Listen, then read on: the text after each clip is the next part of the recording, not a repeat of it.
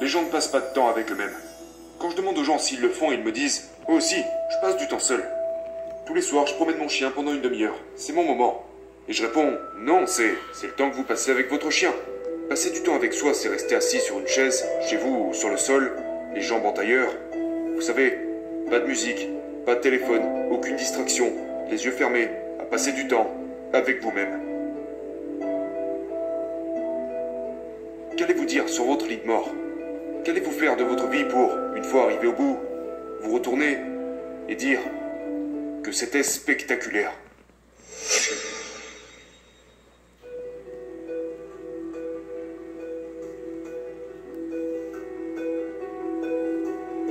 Il n'y a pas de solution miracle dans la vie. Vous savez, c'est la première chose que vous devez comprendre.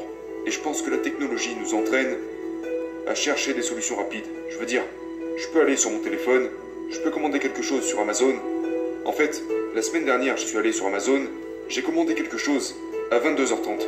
Et le lendemain, à 8h du matin, un livreur a toqué à ma porte avec mon colis. C'est fou! Donc nous pouvons obtenir des choses presque instantanément grâce à la technologie. Et puis, parce que nous sommes tellement habitués à obtenir les choses dès que nous les voulons, que nous voulons appliquer ça à notre vie. Et puis il y a tous ceux qui s'obstinent à vendre des solutions miracles. Une solution miracle pour ça, une autre pour ça, comment gagner de l'argent rapidement, perdre du poids sans se priver. Mais ça ne marche pas comme ça. Avez-vous un enfant? Nous sommes d'accord que votre enfant grandit et apprend lentement. Il n'y a aucun moyen d'accélérer le processus. Pouvez-vous apprendre à votre enfant de 3 ans? C'est ça? Oui, c'est ça. À votre enfant de 3 ans à marcher plus vite, parler plus vite, marcher plus vite ou lui apprendre à parler d'ici demain? Pensez-vous pouvoir y arriver avec une solution miracle? Non, ça ne marche pas comme ça. Pourquoi les adultes pensent-ils que nous pouvons tout pirater? Ce n'est pas soutenable, ok? Et puis l'autre chose à propos d'être enseignant, c'est...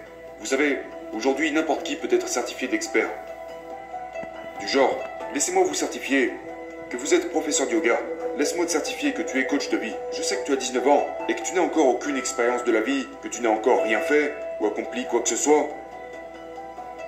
Mais laisse-moi te certifier comme un coach de vie, après avoir terminé un stage de 3 jours.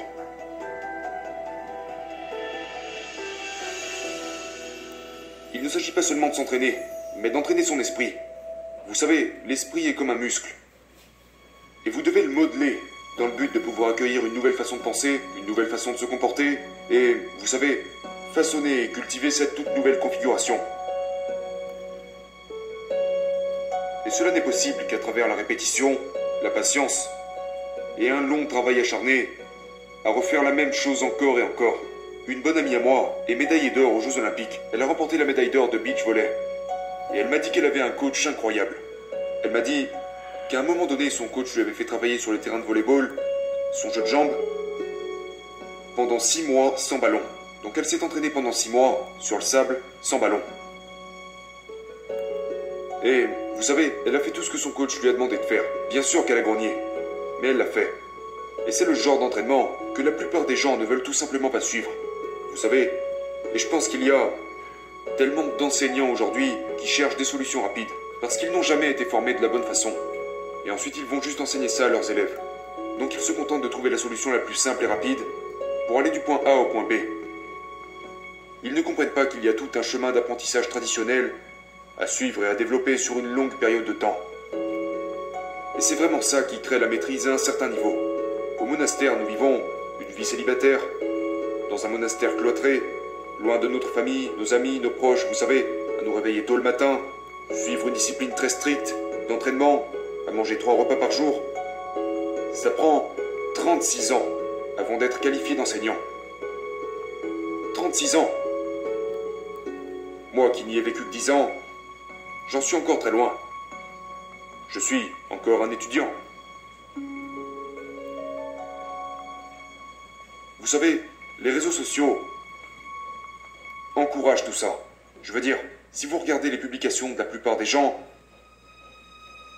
c'est incroyable. Si vous défilez, si vous faites défiler 1000 posts, sur 1000 posts, 999 posts sont des photos de leur visage, des selfies. Et je pense que les médias sociaux ont rendu les gens extrêmement égoïstes. Aujourd'hui, les gens ne pensent qu'à eux-mêmes. Vous savez, voilà ce que je fais, regardez-moi ici, regardez-moi là-bas. Qui est véritablement l'opposé du fait de vivre dans un monastère. Là-bas, tout est lié au fait de servir. Vous savez, si vous regardez aussi des personnalités publiques, des célébrités ou des influenceurs, ils publient constamment des photos d'eux-mêmes.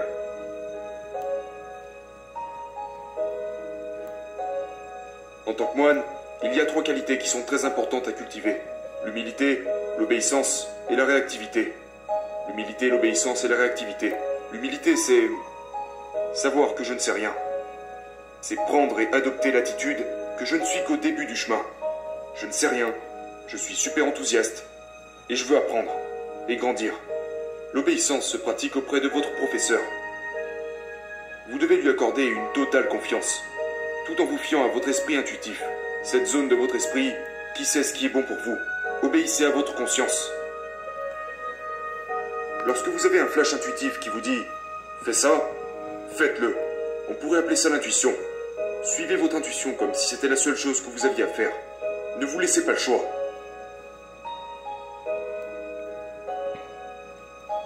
Si l'on décompose l'esprit en 3 parties, nous avons l'instinctif, l'intellect et l'intuitif. L'esprit instinctif aime la répétition. C'est la nature même de l'esprit animal. Il aime la répétition. L'esprit intellectuel aime la nouveauté.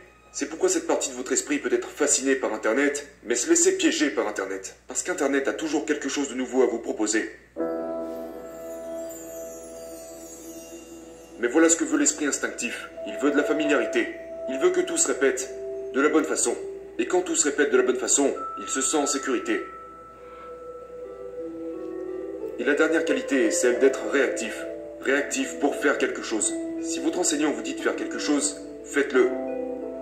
Agissez, soyez réactif.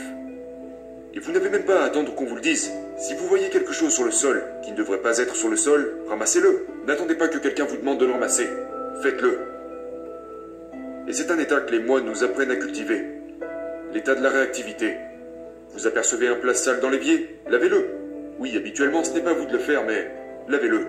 Apprenez à servir.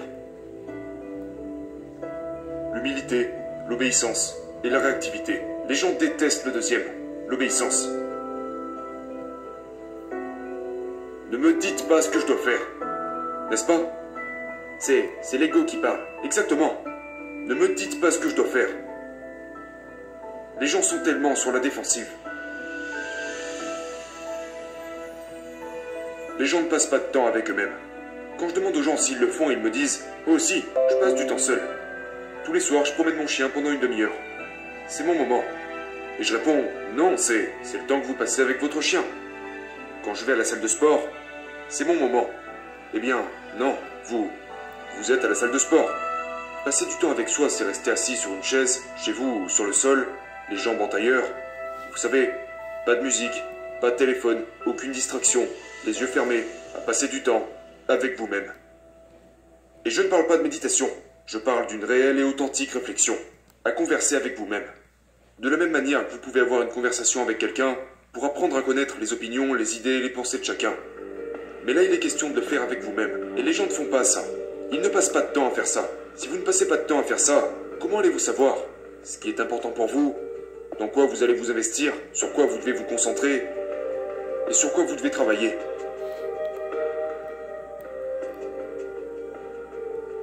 À partir du moment où l'alarme retentit, ils tendent le bras vers la table de chevet, ils attrapent leur téléphone, éteignent l'alarme, regardent toutes leurs notifications et commencent à caresser leur téléphone.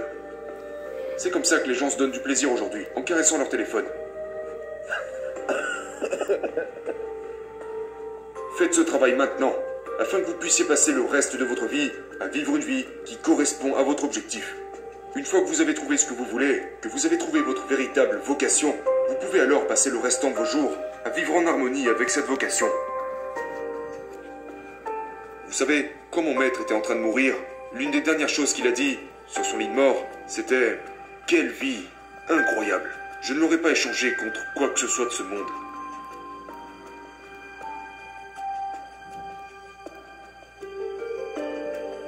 Qu'allez-vous dire sur votre lit de mort? Qu'allez-vous faire de votre vie pour, une fois arrivé au bout, vous retourner et dire que c'était spectaculaire?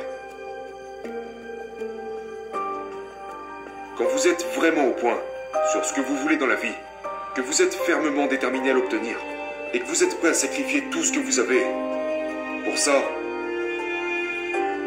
alors vous vivrez une vie en harmonie avec votre vocation. Désormais, vous pourrez passer le restant de vos jours en phase avec qui vous êtes.